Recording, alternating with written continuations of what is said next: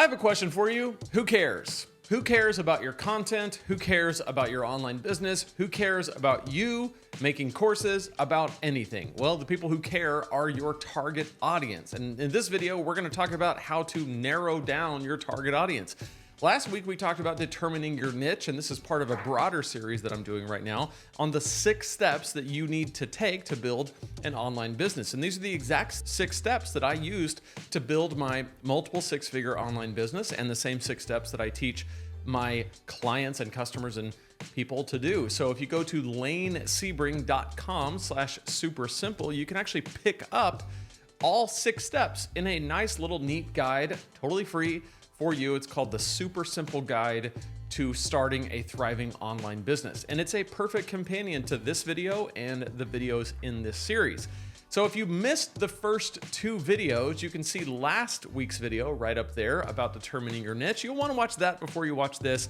And before that, you can watch the overall video where I go through all the steps. You can see it all together, then determine your niche. And today we're going to talk about narrowing down your target audience. But again, you can get all of this together in a nice little package in a PDF guide just for you. Well, you and whoever else downloads it, lanesebring.com/super simple. All right, narrow down your target audience. Now I'm looking over here because I'm looking at the guide that you're gonna get if you just go to that website and download it for free. Narrow down your target audience. Your target audience is the people who are most eager to learn about your topic. So once you've decided on the niche that you're going to teach about, build courses about, make a membership site about, do coaching packages about, maybe write a book about, make content about, build your business around. Once you've decided that, your target audience are the people who are most eager to learn about your topic. So a clearly defined target audience helps you reach more of the right kinds of people, because what you want in your online business is for people who are the exact right kinds of people watching you. And the exact right kinds of people are the people most eager to learn about your topic. Now, in my course, the 6-Figure Fast Lane, we go in depth on how to define both your target audience, and we go a step further and look at your ideal customer. And we build a whole framework around the actual ideal customer that you're going after. But for our purposes here, what I want to focus on is just the big umbrella of your target audience, because we have to start there, and this series is about starting your online business. So here's some questions to help you narrow down your target audience. First of all is, what are their biggest goals and desires? How can your content help them reach their goals? What are their biggest challenges and frustrations? And how can your content help them overcome their frustrations? Now, the reason why you have to know your niche first is because you don't know the answers to these questions until you know your niche. So for example, I've used this as an example quite a bit, but it's just my context. My first online business, Preaching Donkey, I'm helping pastors preach with confidence and clarity. So when I ask the question, what are their biggest goals and desires, and how can my content help them reach their goals and desires? What I'm thinking of is, okay, the pastor who I'm going after, what are their biggest goals and desires? Well, they want confidence. And particularly what they want is to feel confident when they walk out onto the stage to deliver a message. And they want to preach with confidence, and they want to preach with clarity, to have a clear message. So there's a lot that goes into how my content can help them reach that goal. My content can help them with their preparation, so they feel more prepared. Because they're more prepared, they're more confident. My content can help them build better sermon outlines. So because they have a better outline, a better flow, their message is more clear.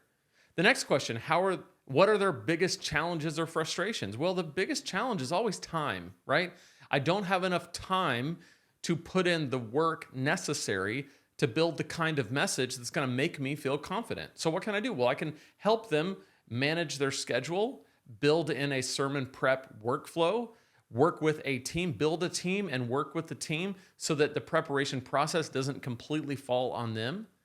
So I can do some things in my content to help them overcome that frustration of time, overcome the frustration of insecurity around writing a message, because it's a very daunting task. You know, you're staring at a blank page and you're like, I got to stand up there and talk for 30 minutes and everybody's looking at me and I got to have something to say and it's got to be good and compelling, and it's got to do its job every single week. So my content can help them. So in your online business, I want you to think about, if you've determined what your niche is, then what are the biggest goals and desires that the people who are in that niche and follow that niche are wanting? What are they wanting? What are their goals and desires? And the question that you need to ask to get these answers is to ask them. So 2 simple questions to ask in a research tactic, okay, is this. Question 1, what are your biggest frustrations with your topic right now? So you would go to the people who are following you, whether they're following you on email, if you have an email list yet, social media, your friends and family, anybody who you think might be interested in this topic that is going to be your topic. And you say, what are your biggest frustrations? Another way you might ask this question is, where are you stuck? So for example, in this brand where I help people start and grow online businesses, particularly on Kajabi, businesses around your skills, your knowledge, your passion, your expertise, teaching that content online and turning that into monetizable products like courses and coaching and consulting packages and affiliate products. Well, I might ask you, where are you stuck with building your online business? The next question is, what are your biggest goals and desires with this topic right now? So I might ask you, what are your biggest goals? What are you trying to do? Are you trying to get to 6 figures? Are you trying to get to just an extra $1,000 a month on the side? Are you trying to figure out how to do this business while you're also working your full-time job until, if the day comes when you decide to leave your job and go full-time with this? So as I ask these questions, I get you to tell me the answers. And so I now have you, in your own words, telling me exactly where you're stuck and exactly how I can help. And so the answers to these questions will help you narrow down your target audience and give you amazing content ideas that directly meet their needs. So as you tell me where you're stuck and where you're trying to go, I start to realize, oh, these are the people who follow me. You see how it's all connected. My niche is the what, and the target audience is the who. And these 2 things are closely connected. By the way, when you get Super Simple Guide to Starting a Thriving Online Business, in that you also get a workshop that I made called Your Niche is Right Under Your Nose, how to uncover your profitable business idea. So if you get the Super Simple Guide and you walk through this PDF, definitely also watch that workshop. And it's in there. You just have to email me and ask for it, but it's free. But get that workshop, and what happens when you walk through that, you'll see that all of this is connected between who you serve, what you help them do, and how you help them do it. All of that is there, and you'll be able to work through all of this. But what we're doing right now is we're really determining the who, but we're looking at it from the lens of who are the people, the target audience, who are eager to learn about your topic. They're not necessarily customers yet. They're probably going to be going down the path towards becoming customers. But right now, what we're focused on is who are the people. And this is why you have to be focused. You have to be so crystal clear focused on the thing that you teach. And it has to be narrow enough to make your target audience narrow enough to where they know that you're talking to them. I talked about this when I introduced this series, but when I first started, long before Preaching Donkey, this was a couple years before I ever started Preaching Donkey. This was in 2012. I started a blog because I was like, I want to start a blog. In fact, I had read a book by Michael Hyatt called Platform, the step-by-step guide for anyone with something to say or sell. And at that time, I had nothing to sell because it scared me to sell anything. But I thought, I do have something to say, I think. And so I started a blog. And it was just, a blog called, the tagline was Thoughts on Ministry, Leadership, and Life. Okay? Like 3 very broad topics. Okay? Ministry. Well, what do we mean by ministry? Right? Are we talking about pastors, lead pastors, associate pastors, music ministers, youth pastors, kids pastors, volunteer pastors, mission pastors? Like what pastors are we talking about if we're talking about pastors? Because all we said was ministry. Are we talking about ministry to the poor in some third world country? Are we talking about ministry? What are we talking about? Leadership. Are we talking about church leadership? Are we talking about overall leadership? We're talking about corporate leadership, leading in your home, leading at work, leading among your friends. Like what leadership are we talking about? And then life, what does that mean, right? The point I'm making is that it was so broad that anyone who stumbled across my blog, for whatever reason that they would stumble across it, would have no idea if it was for them, because I didn't know if it was for them, right? I'm trying to talk about ministry, very broad category, leadership, very broad category, and then life is a little bit of everything. And you know what's funny? I was so proud of that. I was like, hey, I was telling my wife, hey, check this out. I made a blog, and it's about ministry, leadership, and life. Because I get to talk about it all. So, I mean, 14 years ago me, or whatever it was, 13 years ago me was, or 12 years ago me was so goofy. And you know what? I hope that 12 years from now, I'll look back at me now and say, I was goofy, because I hope that I'll have figured something else out by then. But back then, I was at least trying. I'll give 12 years ago me that. I was trying. I was putting myself out there, and that's always been my style.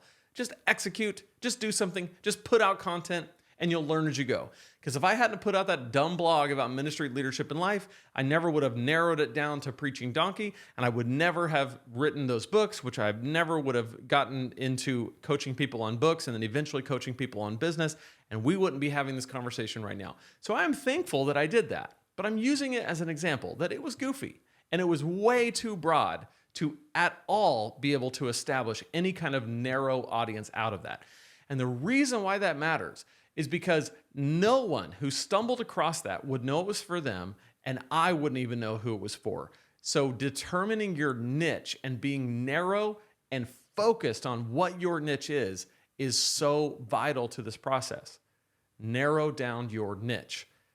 Decide what you're going to talk about. And then the who is going to come when you start to really think about, if I'm talking about this topic, then who are the people that are most interested in that?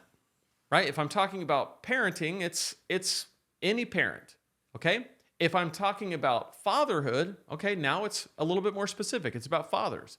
If I'm talking about fatherhood of boys, okay, now it's even more narrow. I'm talking to dads who have boys. If I'm talking to parents who are fathers, who have boys, who are teenagers, now I've gotten so specific that when I make content, I know exactly who I'm talking to.